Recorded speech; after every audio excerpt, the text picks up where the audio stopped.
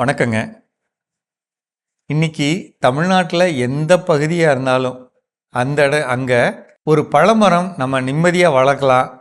நமக்கு நிச்சய லாபம் தரும். நமக்கு ரொம்ப எல்லாத்துக்கும் எளிமையானது அப்படின்னா என்ன அப்படின்னா கொய்யா.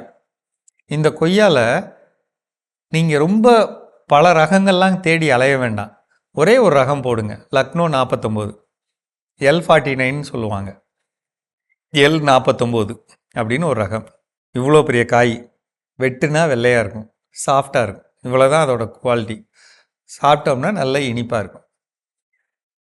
இது தவிர வேறு எந்த ரகத்துக்கும் போகாதீங்க. போதும், இது போதும்.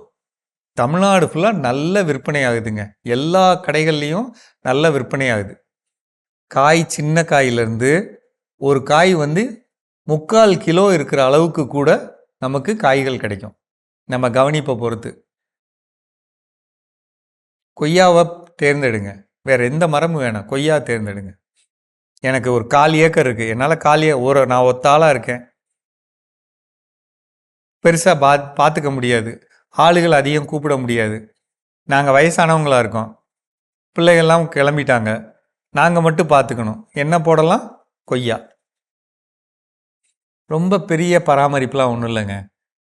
அப்படியே வளர்ந்து வரும்போது ஒரு கத்திரிக்கோலில் நம்ம உடல் திறத்தில் வெட்டக்கூடிய வகையிலான கத்திரிக்கோல்லாம் இருக்குங்க. இவ்வளவு தடிமனான கிளையை கூட இப்படி நறுக்குன்னு வெட்டிடலாம். நெயில் கட்டரில் வெட்டுன மாதிரி வெட்டி விட்டுடலாம். அப்படிப்பட்ட வெட்டுவான்லாம் இருக்குது. சும்மா கையில் வெட்டுறது. ரொம்ப எளிமையாக வெட்டிக்கலாம். ரொம்ப எளிமையாக பார்த்துக்கலாம். 15 அடிக்கு 15 அடி, 18 அடிக்கு 18 அடி அப்படி போட்டுக்கிட்டோம்னா போதும். வரக்கூடிய காய்களை நீங்கள் வளர்ந்து வரும்போது என்கிட்ட இருக்குன்னு வியாபாரிகிட்ட சொன்னீங்கன்னா போதும். அவங்களே எடுத்துட்டு காசை கையில் கொடுத்துட்டு போயிடுவாங்க. அதுவும் நீங்கள் இயற்கை முறையில் வளர்க்குறீங்க அப்படின்னா ரொம்ப எளிமை. நல்ல டேஸ்ட்டாகவும் இருக்கும். இயற்கைன்னு சொல்லி அவங்க நம்மகிட்ட வாங்குறத விட 3 மடங்கு விலையில் விற்பாங்க. நமக்கு ஒரு நிம்மதியான ஒரு வாழ்க்கை கிடைக்கும். கொய்யா இதில் என்ன பராமரிப்பு பண்ணணும்? நான் திருப்பி சொல்கிறது தான். வேலி ஓரங்களில் 10 அடிக்கு ஒரு ஆமணக்கு நடுங்க. தட்டைப்பயிறு வேலி ஓரம் ஃபுல்லாக பரப்புகளோட உள் வரப்புலாம் போட்டு விடுங்க. எல்லா பூச்சியும் அங்கேயே உட்காந்துக்கும். பழையீக்கான பொறின்னு இவ்வளோ பெரிய ஒரு டப்பா ஒன்று விற்குங்க. அதுக்குள்ளே இருக்க மூடியை திறந்தோம்னா அதுக்குள்ளே ஒரு சோப்பு கட்டியை நுழைக்கிற மாதிரி ஒரு இடம் இருக்கும். அது லியூர்னு ஒன்று விற்கும். அதை வாங்கி சொருகி இப்படி மூடி தொங்க விட்டுறலாம். ஒரு ஏக்கருக்கு 6 எண்ணிக்கையில் அல்லது 10 எண்ணிக்கையில் நிலத்தோட அமைப்பு பொறுத்து அப்படி வச்சுக்கலாங்க. இதை மட்டும் வச்சிட்டிங்கன்னா அது ஒரு குறைபாடு தான் வரும். 2வது குறைபாடு என்ன? நம்ம எப்போவும் சொல்லக்கூடிய நோய்.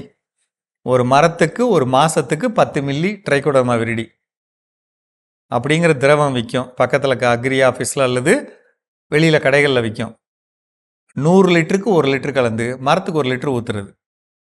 எல்லா மாதமும் ஊற்றிட்டோம்னா எந்த நோயும் வராது. சூடோமோனாஸுங்கிற திரவம் 10 லிட்டருக்கு 100 மில்லி கலந்து பயிரில் தெளிக்கிறோம். எந்த அழுகல் நோய் வராது. ஒரே டைம்லேயே அப்படி தெளிக்கிறோம். அப்புறம் 15 நாளைக்கு ஒரு முறை பஞ்சகாவியானா 10 லிட்டருக்கு 300 மில்லி, ஈயம் கரைசல் 300 மில்லி அல்லது மீனமிலமா 100 மில்லி 10 லிட்டருக்கு. அது கூட என்ன கலந்துக்கலாம்? பூச்சிகளுக்காக நான் தெளிக்கணும்னு நினச்சிங்கன்னா அந்த உயிரியல் திரவத்தில் வெர்டிசிலியம் லக்கானின்னு ஒரு திரவம் இருக்குது. அதை கலந்துக்கலாம். கலந்து தெளிச்சுக்கிட்டா போதும். வேறு எதுவுமே தேவையில்லைங்க. ஏன்னா மாவு பூச்சி வரும், உங்களுக்கே தெரியும். மாவு பூச்சி வரும், பேன் வரும், அதே மாதிரி சாறு உறிஞ்சு பூச்சி 1-2 வரும். எது வந்தாலும் இந்த தெளிப்புகளை நம்ம கொடுத்துக்கிட்டு இருந்தாலே ஒரு ஆளாக உங்களோட உடல் திறன் பொறுத்து 1/4 ஏக்கர் அளவில் இருந்து 1 ஏக்கர் அளவுள்ள கொய்யாவை திறமையாக நீங்கள் பார்த்துக்க முடியும். நல்லா யோசிச்சு பாருங்க. தரமான கன்றுகள் வாங்குங்க, சரியான இடைவெளியில் நடுங்க, சொட்டு நீர் போட்டுக்கங்க, தண்ணி போகிறத நீங்கள் பார்த்துக்கங்க. வீட்டிலே மீனமிலம் செய்யுங்க. மாடு இருந்தால் வீட்டிலே ஜீவாமிர்தம் செய்யுங்க. உங்கள் மனசுக்கு எப்போ டைம் கிடைக்குதோ அப்போ அதுக்கு கொடுங்க. 3 மாதத்துக்கு உடவை கீழே அடியில் தோண்டி வைக்கிறதுக்கு என்ன வழியோ அதை பாருங்கள். கொஞ்சம் கொஞ்சமாக அதை 3 மாதத்துக்கு உடவை மட்டும் செய்யுங்க. இதை மட்டும் செஞ்சிட்டாலே போதும். நான் ஏற்கனவே வேம் கொடுக்க சொல்லியிருக்கேன். அந்த வேமை கொடுங்க, சரியாக வந்துடும். செஞ்சு பாருங்கள். மீண்டும் சந்திப்போம்.